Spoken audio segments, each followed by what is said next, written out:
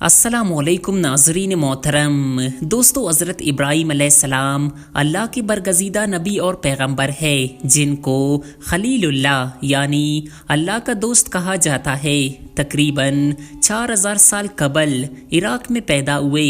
3 بڑے مذاہب یعنی یہودیت، عیسائیت اور اسلام کے عظیم پیغمبروں میں سے ایک ہے۔ یہودی اور عیسائی بھی حضرت ابراہیم علیہ السلام کو اپنا پیشوا مانتے ہیں۔ مذہب اسلام میں ان کو بڑی قدر کی نگاہ سے دیکھا جاتا ہے، چنانچہ قرآن کریم کی 14ویں سورت ابراہیم انہی سے موسوم ہے۔ اللہ تعالیٰ نے قرآن کریم میں متعدد جگہوں پر حضرت ابراہیم علیہ السلام کے احوال و اوصاف بیان فرمائے ہیں۔ اللہ تعالیٰ نے قرآن کریم میں انہیں امت اور امام الناس کے لقب سے بھی پکارا ہے اور انہیں متعدد مرتبہ مسلم بھی کہا ہے۔ قرآن کریم میں بہت سارے ایسے انبیاء کرام علیہ السلام کا تذکرہ ہے جو حضرت ابراہیم علیہ السلام کی نسل میں سے ہے۔ دوستو، حضرت ابراہیم علیہ السلام کو بچپن ہی سے قلب سلیم عطا کیا گیا تھا، چنانچہ انہوں نے ابتدا ہی سے بت پرستی کی مخالفت کی۔ اللہ تعالیٰ کی مخلوقات میں غور و فکر کے بعد انہیں یقین ہو گیا تھا کہ ساری کائنات کو پیدا کرنے والا ایک معبود حقیقی ہے جس کا کوئی شریک نہیں ہے، جیسا کہ فرمان الہی ہے کہ اور اس طرح ہم ابراہیم کو آسمان اور زمین کی سلطنت کا نظارہ کراتے تھے، اور مقصد یہ تھا کہ وہ مکمل یقین رکھنے والوں میں شامل ہو۔ چنانچہ جب ان پر رات چھائی تو انہوں نے ایک ستارہ دیکھا اور کہنے لگے یہ میرا رب ہے۔ پھر جب وہ ڈوب گیا تو انہوں نے کہا میں ڈوبنے والے کو پسند نہیں کرتا۔ پھر جب انہوں نے چاند کو چمکتے دیکھا تو کہا کہ یہ میرا رب ہے، لیکن وہ بھی ڈوب گیا تو کہنے لگے اگر میرا رب مجھے ہدایت نہ دیتا تو میں یقیناً گمراہ لوگوں میں شامل ہو جاتا۔ دوستو، حضرت ابراہیم علیہ السلام نے مرنے کے بعد زندہ ہونے کی بات کو جب سمجھنا چاہا تو اللہ تعالیٰ نے پرندوں کی مثال کے ذریعے ان کو یہ راز سمجھایا، جیسا کہ اللہ تعالیٰ نے سورۃ البقرہ میں بیان فرمایا ہے۔ اور اس وقت کا تذکرہ سنو جب ابراہیم نے کہا تھا کہ اے میرے پروردگار مجھے دکھائیے کہ آپ مردوں کو کیسے زندہ کرتے ہیں۔ اللہ نے کہا کیا تمہیں یقین نہیں؟ کہنے لگے یقین کیوں نہ ہوتا، مگر یہ خواہش اس لیے کی ہے تاکہ میرے دل کو اطمینان حاصل ہو جائے۔ اللہ نے کہا اچھا تو 4 پرندے لو اور انہیں اپنے سے مانوس کر لو، پھر ان کو ذبح کر کے ان کا ایک حصہ ہر پہاڑی پر رکھ دو، پھر ان کو بلاؤ، وہ چاروں تمہارے پاس دوڑے چلے آئیں گے۔ دوستو، حضرت ابراہیم علیہ السلام کے والد ایک مذہبی پیشوا تھے، بت بنا کر بیچا کرتے تھے۔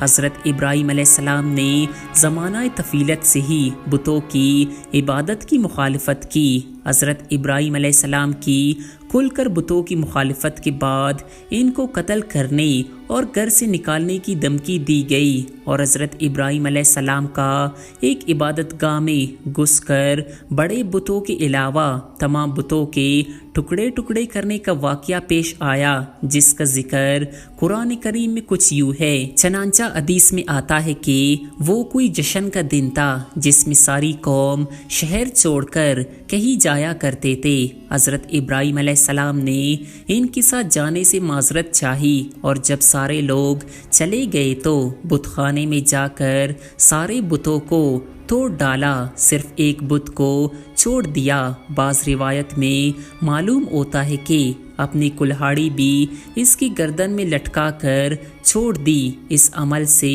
حضرت ابراہیم علیہ السلام کا مقصد یہ تھا کہ لوگ اپنی آنکھوں سے ان بتوں کی بے بسی کا منظر دیکھ سکے اور یہ سوچے جب بت خود اپنا دفاع نہیں کر سکتے تو وہ دوسروں کی کیا مدد کریں گے؟ اور پھر حضرت ابراہیم علیہ السلام کا نمرود کے ساتھ مناظرہ ہوا۔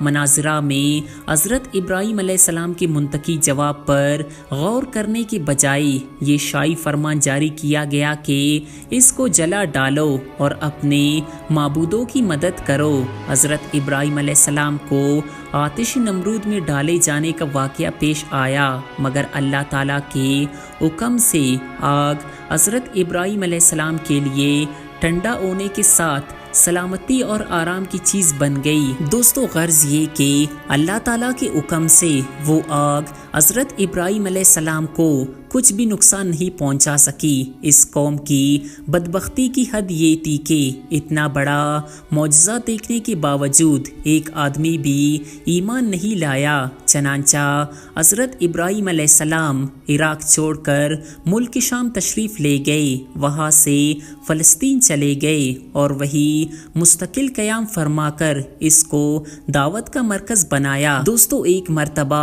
حضرت ابراہیم علیہ السلام اپنی بیوی حضرت سارہ کے ہمراہ مصر تشریف لے گئے۔ وہاں کے بادشاہ نے حضرت ہاجرہ کو حضرت ابراہیم علیہ السلام کی اہلیہ حضرت سارہ کی خدمت کے لیے پیش کیا۔ اس وقت تک حضرت سارہ کی کوئی اولاد نہیں ہوئی تھی۔ مصر سے حضرت ابراہیم علیہ السلام پھر فلسطین واپس تشریف لائے۔ حضرت سارہ نے خود ہی حضرت ہاجرہ کا نکاح حضرت ابراہیم علیہ السلام کے ساتھ کروا دیا۔ دوستو، بڑھاپے میں حضرت ہاجرہ کے ہاتھ سے حضرت اسماعیل علیہ السلام پیدا ہوئے۔ کچھ عرصے بعد حضرت سارہ کے بطن سے حضرت اسحاق علیہ السلام پیدا ہوئے۔ اللہ تعالیٰ کے حکم سے حضرت ابراہیم علیہ السلام نے اپنی بیوی حضرت ہاجرہ اور بیٹے حضرت اسماعیل علیہ السلام کو مکہ مکرمہ کے چٹیل میدان میں بیت اللہ کے قریب چھوڑ دیا، جیسا کہ فرمان الہی ہے: اے ہمارے پروردگار، میں نے اپنی کچھ اولاد کو آپ کے حرمت والے گھر کے پاس ایک ایسی وادی میں لا بسایا ہے جس میں کوئی کیتی نہیں ہوتی۔ ہمارے پروردگار، یہ میں نے اس لیے کیا تاکہ یہ نماز قائم کرے، لہٰذا لوگوں کے دلوں میں ان کے لیے کشش پیدا کر دیجئے اور ان کو پلوں کا رزق عطا فرمائیے تاکہ وہ شکر گزار بنے۔ حضرت ابراہیم علیہ السلام کی دعا ایسے قبول ہوئی کہ دنیا بھر کے مسلمانوں کے دل مکہ مکرمہ کی طرف کھینچے چلے جاتے ہیں۔ چنانچہ ہر مسلمان کی یہ خواہش ہوتی ہے کہ وہ کم از کم ایک مرتبہ اللہ کے گھر ضرور تشریف لائے۔ جب کھانے پینے کے لیے کچھ نہ رہا تو حضرت ہاجرہ بے چین ہو کر قریب کی صفا اور مروہ پہاڑیوں پر پانی کی تلاش میں دوڑے۔ چنانچہ پانی کا چشمہ زمزمہ جاری ہوا۔ کچھ مدت کے بعد ایک قبیلہ بنو جرہم کا ادھر سے گزر ہوا۔ پانی کی سہولت دیکھ کر انہوں نے حضرت ہاجرہ سے قیام کی اجازت چاہی۔ حضرت ہاجرہ نے وہاں قیام کرنے کی اجازت دے دی۔ دوستو، حضرت ابراہیم علیہ السلام کو ایک مرتبہ خواب میں دکھایا گیا کہ وہ اپنے اکلوتے بیٹے حضرت اسماعیل کو ذبح کر رہے ہیں۔ نبی کا خواب ہمیشہ سچا ہوا کرتا ہے۔ چنانچہ اللہ کے اس حکم کی تکمیل کے لیے فوراً فلسطین سے مکہ مکرمہ پہنچ گئے، جیسا کہ سورۃ الصافات میں فرمان الہی ہے۔ پھر جب وہ لڑکا ابراہیم کے ساتھ چلنے پھرنے کے قابل ہو گیا تو انہوں نے کہا: بیٹے، میں نے خواب میں دیکھا ہے کہ تمہیں ذبح کر رہا ہوں، اب سوچ کر بتاؤ تمہاری کیا رائے ہے؟ جب باپ نے بیٹے کو بتایا کہ اللہ تعالیٰ نے مجھے تمہیں ذبح کرنے کا حکم دیا ہے تو فرمان بردار بیٹے اسماعیل علیہ السلام کا جواب تھا: ابا جان، جو کچھ آپ کو حکم دیا جا رہا ہے اس کو کر ڈالیے، انشاءاللہ آپ مجھے صبر کرنے والوں میں پائیں گے۔ اور پھر اللہ تعالیٰ کی رضا کے لیے حضرت ابراہیم علیہ السلام نے تاریخ انسانی کا وہ عظیم کارنامہ انجام دیا جس کا مشاہدہ نہ اس سے پہلے کبھی زمین و آسمان نے کیا اور نہ اس کے بعد کریں گے۔ اپنے دل کے ٹکڑے کو منہ کے بل زمین پر لٹا دیا، چھری تیز کی، آنکھوں پر پٹی باندھی اور اس وقت تک तक पूरी ताकत से छुरी अपने बेटे के गले पर चलाते रहे जब तक अल्लाह ताला की तरफ से ये सदा न आ गई, ए इब्राहिम तूने ख्वाब सच कर दिखाया, हम नेक लोगों को ऐसा ही बदला देते हैं। चनांचा हज़रत इस्माइल अलैहिस्सलाम की जगह जन्नत से एक मेंढिया बेच दिया गया जिसे हज़रत इब्राहिम अलैहिस्सलाम ने ज़िबा कर दिया। इस वाक़े के बाद से अल्लाह ताला की रज़ा के लिए जानवरों की कुर्बानी करना ख़ास इबादत में शुमार हो गया। चनांचा हुज़ूर अकरम सल्लल्लाहु अलैहि वसल्लम की उम्मत के लिए भी हर साल कुर्बानी ना सिर्फ शुरू की गई बल्कि इसको इस्लामी शार बनाया गया और हज़रत इब्राहिम अलैहिस्सलाम की इत्तिबा में हुज़ूर अकरम सल्लल्लाहु अलैहि वसल्लम के तरीके पर जानवरों की कुर्बानी का ये सिलसिला कुल क़यामत तक जारी रहेगा। इंशाअल्लाह इस अजीम इम्तिहान में कामयाबी के बाद अल्लाह ताला ने हज़रत इब्राहिम अलैहिस्सलाम को हुक्म दिया कि दुनिया में मेरी इबादत के लिए घर तामीर करो। चनांचा बाप बेटे ने मिलकर बैतुल्ला शरीफ खाना काबा की तामीर की। दोस्तों बैतुल्ला की तामीर से फरागत के बाद अल्लाह ताला ने हुक्म दिया कि लोगों में हज का ऐलान कर दो। हज़रत इब्राहिम अलैहिस्सलाम ने हज का ऐलान किया। चनांचा अल्लाह ताला ने हज़रत इब्राहिम अलैहिस्सलाम का ऐलान न सिर्फ इस वक्त के ज़िंदा लोगों तक पहुंचा दिया बल्कि आलम अरवा में तमाम रूहों ने भी ये आवाज़ सुनी। जिस शख्स की किस्मत में बैतुल्ला की ज़ियारत लिखी थी इसने इस ऐलान के जवाब में लब्बैक कहा। दोस्तों आज भी दुनिया के कोने कोने से लाखों आज़मीन हज का तराना यानी लब्बैक पढ़ते हुए मक्का मुकरमा पहुंचकर हुज़ूर अकरम सल्लल्लाहु अलैहि वसल्लम के बताए हुए तरीके पर हज की अदायगी करके अपना ताल्लुक हज़रत इब्राहिम अलैहिस्सलाम और हज़रत इस्माइल अलैहिस्सलाम की अजीम कुर्बानियों के साथ जोड़ते हैं।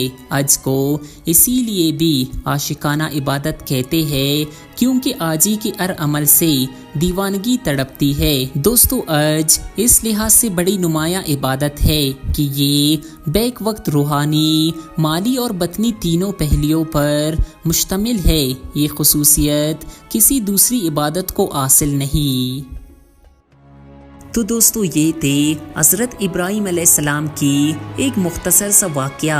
उम्मीद करते हैं कि हमारी आज की ये वीडियो आपको ज़रूर पसंद आई होगी। वीडियो के बारे में अपने ख़यालात का इजहार कमेंट सेक्शन में ज़रूर करें और इस वीडियो को लाइक करते हुए हमारे यूट्यूब चैनल रियलिटी इन्फो को भी ज़रूर सब्सक्राइब कर लें।